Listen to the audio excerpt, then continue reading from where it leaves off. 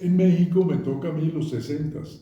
Vos has estudiado la historia de los años 60, de la revolución estudiantil, que se produjo en mayo del 1968, en París empezó en París, que fue una revolución como la francesa, pero contra el sistema, contra el establishment, como decían los gringos, que era los estudiantes estamos hartos de que se siga la misma academia de toda la vida, ¿no?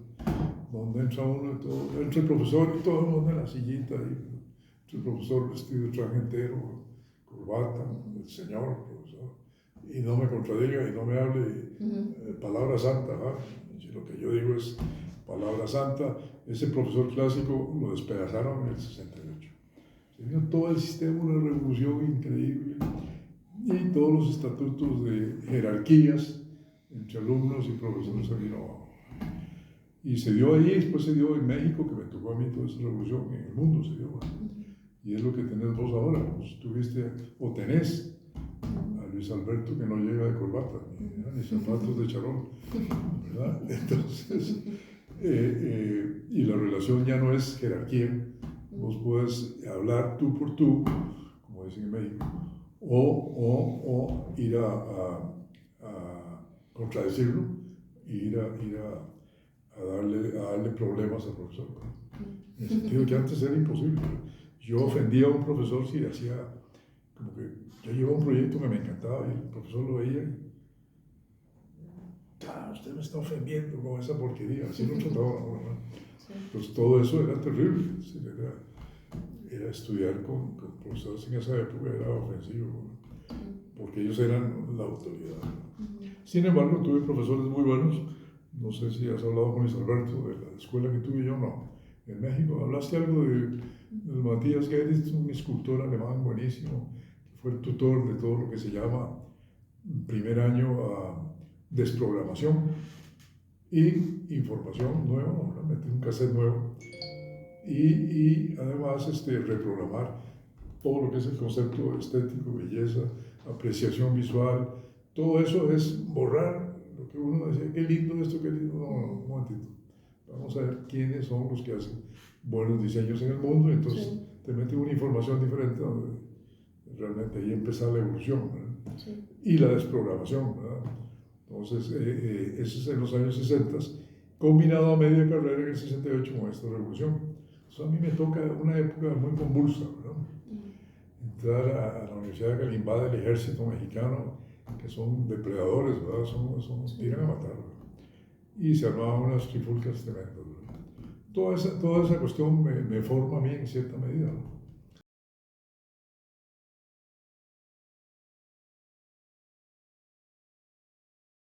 Uno se enamora de algunas obras.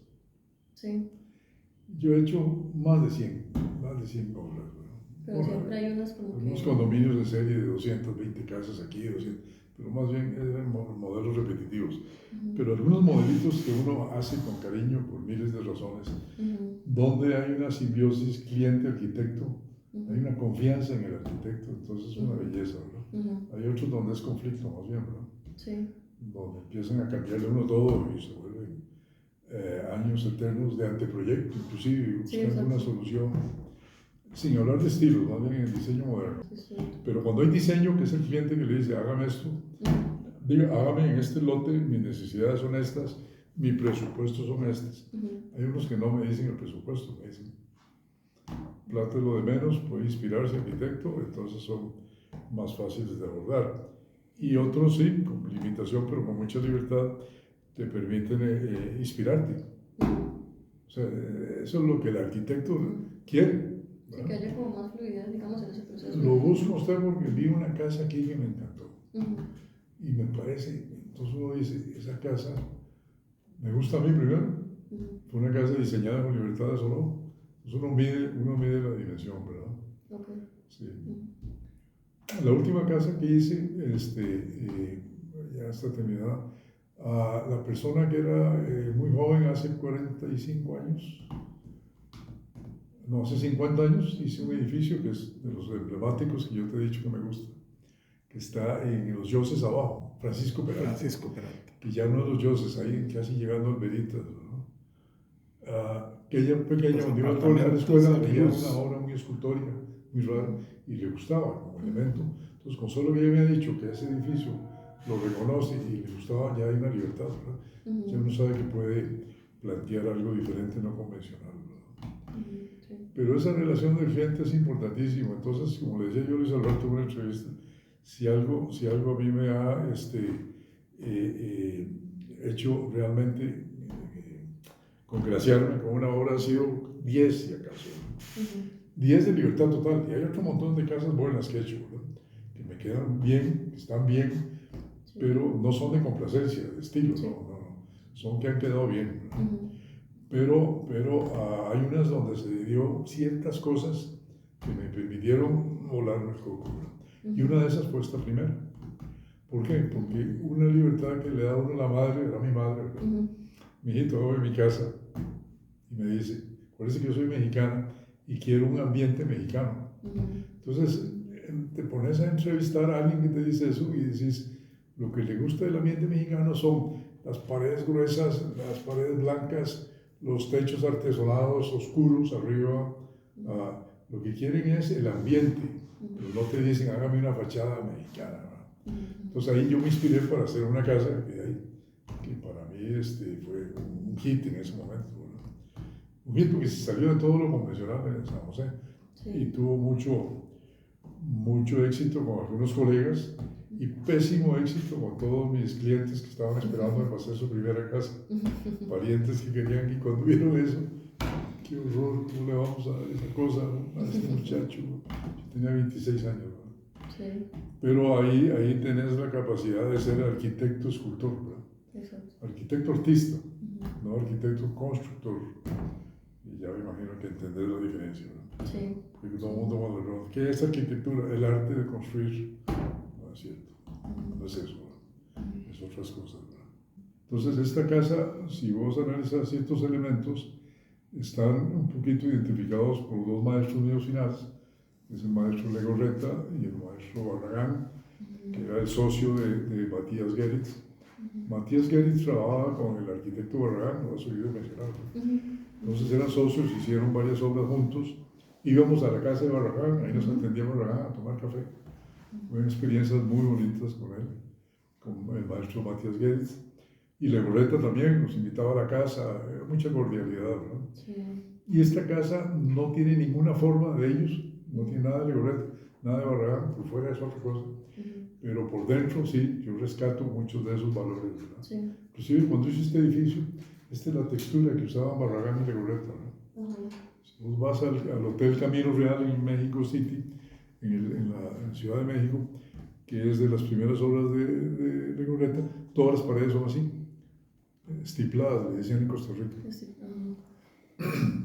Que no están codaleadas ni a nivel, sino están sobre el mismo bloque, ves que tienen unas piedrillas con cemento y después le pasan una llaneta y da estas figuras. Entonces en algunos lados ves que sale plano y en otros hay un hueco, ¿verdad? Pero toda esa textura, además de ser muy económico, ¿verdad? Muy económico, porque no tenés que codalear ni nada, era muy agradable como sensación contra la pared lisa, ¿verdad? Sí. Entonces sí, en esa casa ya tuve las primeras influencias internas de los maestros, pero no en el concepto exterior. Sí, el concepto exterior nace, como lo puse en la revista, como le dije a mi mujer que escribió un artículo, de inspiraciones más bien de esa onda onírica, ¿verdad? Mágica de la época de los hippies y de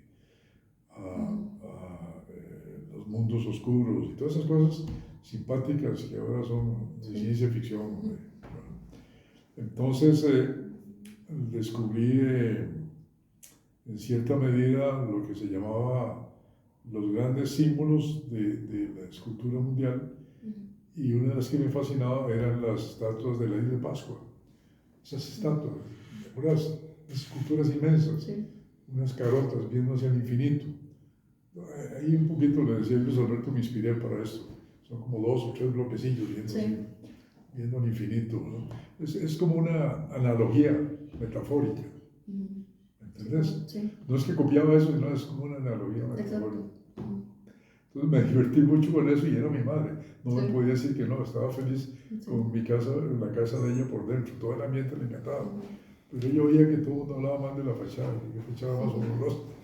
Y entonces yo gozaba mucho porque precisamente había realizado mi sueño de hacer una escultura, ¿verdad? Por lo menos, ¿no? Sí. Entonces por ahí andaba la relación de mi época de los 60 con mi primera obra, que es esta. Bueno, las peticiones de mi madre eran que fuera una casa estilo mexicana. Por dentro le di mucho el toque, ¿verdad? Y lo otro, que no quería una casa oscura. Anteriormente habían vivido en una casa neocolonial, ahí en la esquina de Matute Gómez, que ahora la demolieron y es el Banco Nacional, creo, o de Costa Rica. Y era oscura, siempre hay que tener la luz prendida, ¿verdad? Entonces en eso sí metí luz en todo lado, había inclusive elementos que subían y metían una endijita. Nunca hubo problema con eso. Sí, claro. Sí, mi madre adora los jardines, ahora en la casa de Pinares tiene un jardín mucho más amplio, más bonito. Y a ella le encanta la jardinería, entonces quería bastante de jardines. Y pensando en que ella iba a ser viejita algún día, que en algún momento me planteó que hiciéramos casa en un piso. Entonces cuando en un lote de 700 metros vas a meter una casa de 450, te queda muy pequeño el jardín. Entonces la convencí que le hacía el dormitorio principal en la planta baja, ¿verdad? Para cuando fuera viejita no tenía que subir gradas. Y los 3 dormitorios de los chiquitos, que estábamos todos en la planta alta, y le pareció bien la idea, ¿no? Sí, sí. Pero esa casa no la usaron ni 4 años, ¿verdad? En el 72, en el 75 la vendieron. En el 72, ¿qué hice yo? Mis hermanas estaban solteras, mis hermanos, todos se casaron, todos menos yo. Entonces quedó sola mi mamá con esa casota. Sí. Y entonces, no, mijito, vendámosla y nos vamos a otro lado y les hice una más pequeña en Pinares, ¿verdad? Porque les iba a quedar muy grande, ¿verdad? Pero el resultado final es el mismo que yo quería desde el anteproyecto. Lograr ese espacio y lo logré, creo que se logró muy bien. Y por fuera era, no sé, era una manifestación escultórica, una ciudad que no acepta esas cosas. Entonces gocé mucho, como carajillo yo gozaba mucho. Era como un rompimiento del esquema de lo que se hacía en esa época, ¿no? Una forma de rebeldía, o decir, también se puede hacer estas cosas, ¿no? Claro, nadie me llamó por eso. Algunos colegas me dieron trabajo. Me dieron trabajo, pero la mayoría de clientes jamás me llamaron, ¿no? Obtuve trabajos a través de las oficinas, trabajé con 2 arquitectos y al final con Franz Berger. Y a través de eso a otro tipo de clientes. Ya fui evolucionando en otro sistema, ¿no?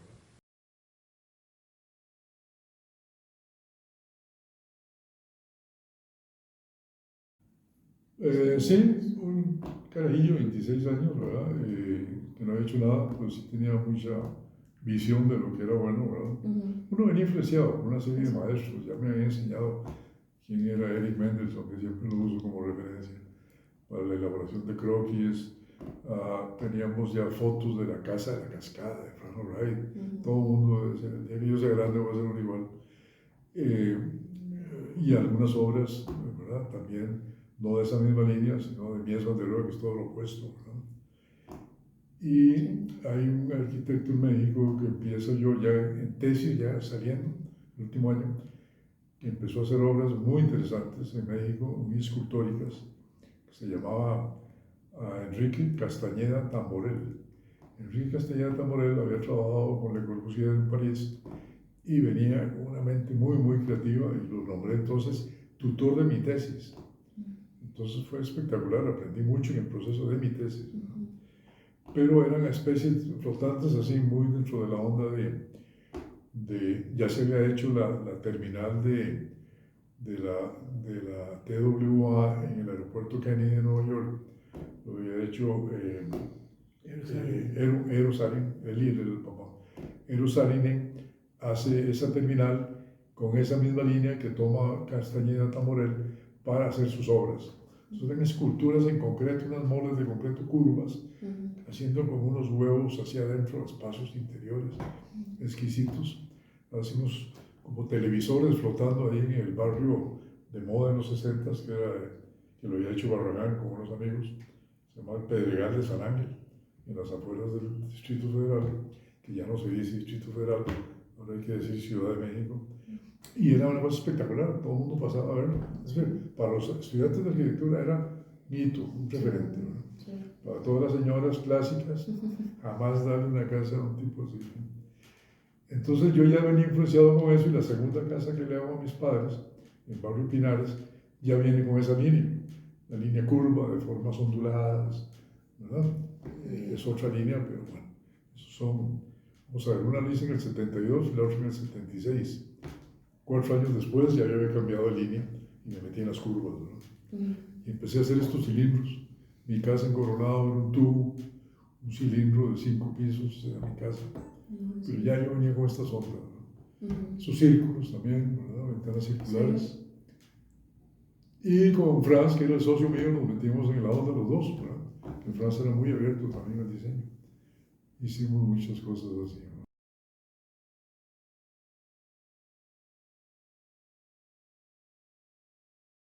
O sea, nunca estás en un espacio cuadrado. Los techos suben y bajan. Sí, ahí. Eso es parte de la educación del maestro Matías Guedes, ¿no? Le llamaba arquitectura emocional. Donde entras a una emoción, no entras a una construcción, no. Entras a algo que te emociona y te hace hacer el recorrido. ¿No? Pero entras a una casa cuadrada y abres la puerta y ya la viste, no tienes que entrar. Sí. Pero si ves una fuga ya que se va hacia allá, como en la curva, en fin, eso es continuidad del espacio, eso es la fluidez del espacio. Sí, como que no te invita, digamos, como Al recorrido. recorrer. Te invita al recorrido y eso lo hace emocionalmente sorpresivo. Vas, ¿verdad? Vas buscando espacios y se te abren diferentes percepciones, en fin. Todo eso siempre lo he manejado hasta ahora todavía, ¿no? La fuga fuerte es cuando vos disparás el espacio, ¿no?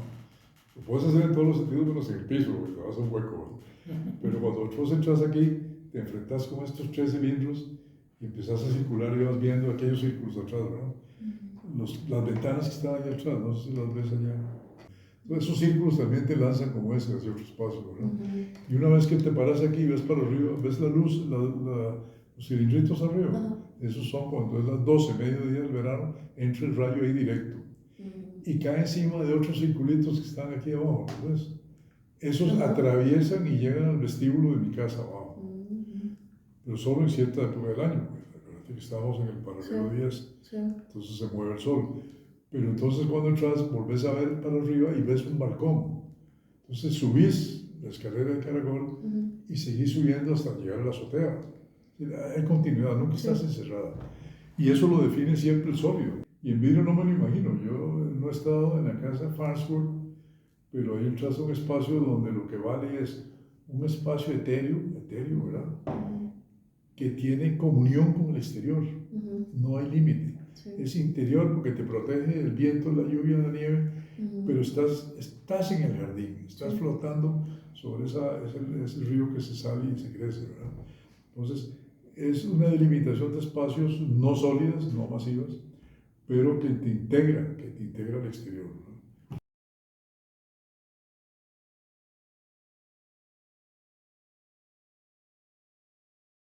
Aprendí a construir, mi primera lección de construcción, en vivo y no en teoría, ¿no? Sí, en México les llevan a uno todas las recetas para diseñar en concreto, ¿verdad? Y en acero, y en fin, había teoría del diseño estructural, pero ya manejar el material propiamente, ¿no? En la época esa de los 70 había que hacer planos y hacer el diseño de los closets, diseño de muebles de cocina. No existían esas tiendas, esas fábricas de bromobilias y eso. Todo había que hacerlo el arquitecto. Diseño de la gaveta, poner qué tipo de bisagra, así. Era un plano muy completo, ¿no? Closets también, todo se tenía que diseñar muebles de baño. Sí, ahí aprendí mucho también. Eso no lo llevé a la universidad, ¿no? Pero ahí se tuvo que aprender bastante. Diseño de puertas también, había que diseñar puertas. Pero con el tiempo lo que más me gustó en estos 52 años que llevo de ejercer, siempre ha sido meterme en la estructura, me encanta todo lo estructural, y me meto mucho con todo lo que es tuberías que afecta mucho la estructura. Los tubos bajantes, ¿verdad? Aguas negras, siempre está modificando, siempre está afectando al ingeniero con la estructura, ¿no? Entonces me metí mucho para diseñar racionalmente por dónde pasar tubos. Porque normalmente el arquitecto hace el diseño y se lo pasa al ingeniero Sí. y mete donde le da la gana los tubos y el ingeniero estructural se agarran los dos, ¿verdad? Porque le está debilitando una columna y le cortó la varilla. Sí. Entonces yo me metí mucho para mediar en ese caso como árbitro y me gusta mucho el tema. En lo eléctrico sí me da mucha pereza. Sí. Y lo que más aprendes en un país así, con sismos como este, igual que México, es que el diseño en arquitectura puede ser muy inconsciente cuando diseñas, haces un diseño muy agradable, digamos, sin considerar los ejes de corte, muros de corte para sismo, ¿verdad? Yo no sabía que era un muro de corte ni nada de eso. Entonces, cuando se vino el terremoto que destruyó toda la capital de Nicaragua, Managua, yo ya estaba ejerciendo aquí en diciembre del 72. En el 72 había un sismo que arrasó casi toda la ciudad. El único edificio que no se cayó fue la torre más alta de Nicaragua, que el Banco de América, que la habían diseñado los gringos en Estados Unidos. Pero todo lo que habían diseñado ahí nicaragüenses. Y los ticos les fue muy bien, porque los edificios que había hecho aquí Franz Alter, un ingeniero muy importante, quedaron en pie. Nadie se murió, no mataron a nadie, pero quedaron para demoler.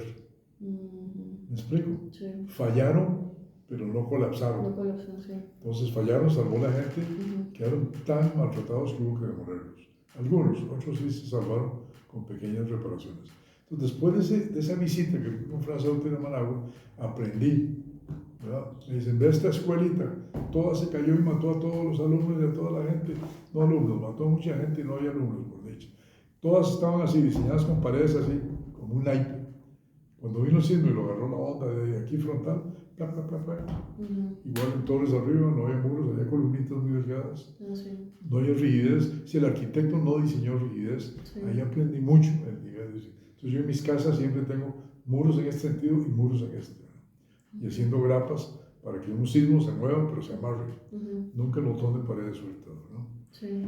Y eso se aprende solo en el proceso de construcción y viendo cosas. Sí, exactamente. En eso sí siempre me ha interesado mucho.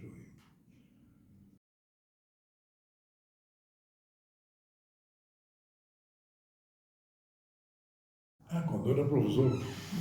Sí. Para mí era muy importante no enseñar el arte de la construcción. ¿Me explico? Precisamente la motivación. Entonces, todos estos muchachos yo los motivaba a hacer proyectos muy locos. Los ponía a hacer cosas bastante estrafalarias.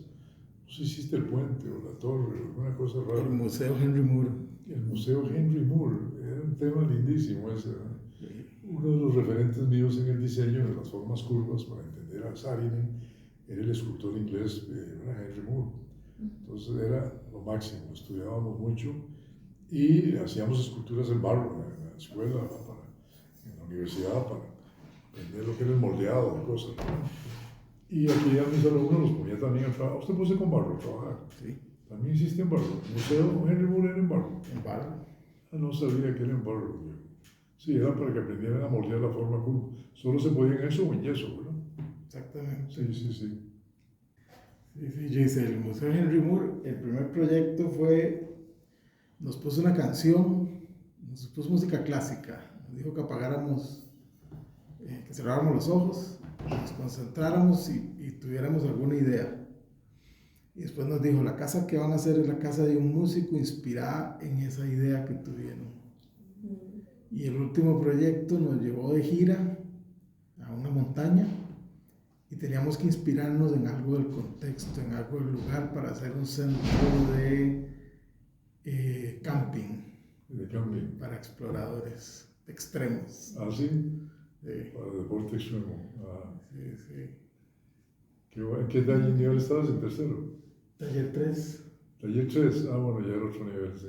Nos ponía a escuchar música para manifestarse en dos dimensiones, en papel. Es decir, y les llevábamos radio a veces, les ponía, ¿no? Les ponía Toccati Fuga de Bach. Entonces, toda esa música espantosa, toda esa tenebrosa, perdón. Entonces, ellos tenían que interpretarlo y luego una música, no sé, cualquier conjuntillo de moda o algo más cursi, no sé. Pink Floyd. Pink Floyd es muy serio, eso sí es sublime. Algún otro, entonces vos veías los cuadros, eran diseño gráfico en dos dimensiones, vos tenías que saber a una persona que no sabía le decías, uno de estos es Pink Floyd y el otro es Bach. Ujú. ¿Cuál es cuál? Y a veces no se sabía cuál era cuál. Ujú. Sí, era tan mala la interpretación que no había Sí. diferencia, ¿verdad? Sí. Pues ahí los metías en la sensibilidad del tema. Ujú. Entonces eso se lo daba a los muchachos en tercer cuatrimestre apenas, ¿no? Sí. Entonces tenías que interpretar que la arquitectura es musical, entonces tenías que interpretarla, ¿verdad? Ujú. Entonces, algunos edificios que un historiador teórico que se llamaba Bruno Sevi había hecho un libro, Saber ver la arquitectura, ponía las fachadas de edificios barrocos donde se ve el pentagrama, ¿verdad? Todo el pentagrama, interpretar la fachada es pentagrámica, Ujú. están todos los tonos, todas las notas, las corcheas, todas esas vainas, ¿no? Entonces ahí te das cuenta que la música es arquitectura. Entonces ahí viene una frase de Paul Valéry, uno de los poetas franceses, que decía que en la ciudad uno camina y hay edificios que no dicen nada, hay otros que son mudos, hay otros que más o menos respiran, y hay otros muy buenos que hasta cantan. O sea, hay música, pasás y ves la musicalidad de un conjunto. Eso está vibrando, eso es arquitectura buena, no es construcción. Entonces, siempre relacionado con la música. Eso es importante, a mí me lo metieron desde el primer año. Sí, o leerte un libro, te ponían algún libro y hacer la portada del libro. Entonces tenías que leerlo, entonces nadie se leía el libro, así. Sí. Leía un resumen en algún lado y hacían algún garabato ahí. Sí. Eso es muy importante en la educación del primer nivel, ¿no? Sí, de hecho sí. Y en el fondo, lo que a mí me fascinaba de motivar a los jóvenes era la posibilidad de que hubiera alguien con una vocación ahí muy fuerte que le pudiera perder por caer en manos de un mal profesor, ¿verdad? Sí. Gente que era muy creativa y no llegaba a sacar la carrera por desmotivación. Entonces sí era muy importante motivar a las nuevas generaciones, ¿verdad? Lo decía Ernesto Sábato, lo importante de la educación es crear la capacidad de asombro de los alumnos, ¿verdad? Estar siempre asombrado de que estás haciendo algo que no es repetitivo, ¿verdad? Sí. Entonces eso en la educación es muy importante y a mí me estimulaba mucho. Yo aprendía mucho, un montón de loqueras que ponía ahí. Loqueras porque realmente era un vacilón, no era arquitectura, sino era un vacilón de cosas, ¿verdad? Pues en ese vacilón yo aprendía mucho, ¿verdad? Les ponía a veces elementos predeterminados para que montaran algo, ¿verdad? Y entonces hacían cosas maravillosas. Sí. Lástima que no existían los teléfonos con cámara, pero había obras que yo les decía, guárdeme eso, porque el día que necesite hacer una capilla en un cerro, lo llamo al muchacho, ¿no? Porque eran cosas increíbles, de mucha forma de expresión, ¿no? Sí. Y la educación la hacía yo muy bien por comparación, no es decir, eso está muy feo, no. Si pedimos, les ponía temas antagónicos, ¿verdad? Por ejemplo, si un banco o una iglesia, algo místico y algo. Entonces se llevaban todas las maquetas y se ponían después y se confrontaban para ver alguien que no estaba metido en el asunto, que pudiera seleccionar cuál es cuál, ¿verdad? Y muchas veces el tema se iba para los extremos, ¿no? Entonces así se aprende por comparación, ¿verdad? Sí. A veces era un poquito ofensivo, porque se escogían los mejores proyectos y los malitos de... Yo no decía nombres, estos feos son de fulano, no. Estos son los buenos, estos son los magníficos y estos son los que se quedan en el campo. Y a veces había algunas cuestiones que sí, proyectos muy fuertes que se ofendían a la gente y le decían a los papás y llegaban a reclamarme que yo ponía esos temas, ¿verdad? Entonces era toda una tragedia, ¿verdad? Sí, no, eso pasaba. Sí, entonces me empezaban a acusar los alumnos de que yo era New Age. Y resulta que a veces la New Age tenía que ver alguna connotación religiosa con algo. New Age era de esotéricos, lo místico, tuve más de una protesta en los años 80 de algunos papás de la familia, que eso era New Age, que le ponía a la chiquita eso, no me acuerdo cuál era el tema, ¿verdad? Pero yo creo que ya eso no asusta a nadie, ¿verdad? Empezaban a ofenderse, entonces ya dejé de poner un tema, entonces les decía a los alumnos, pueden escoger dos temas antagónicos, ¿quién quiere hacer un convento de monjas o quién quiere hacer un motel de paso? Escojan el que quieran. Entonces unos escogían motel de paso y otros convento de monjas. ¿Verdad? Se dividía, entonces ya no había, el profesor me puso a hacer un motel de paso, ¿no? Se odiaba un montón de cosas, ¿verdad? A nivel de respeto, por decirlo así, ¿no? En fin, Todo eso es historia para ella. Son otros tiempos, ya no asuste eso a nadie, ¿no?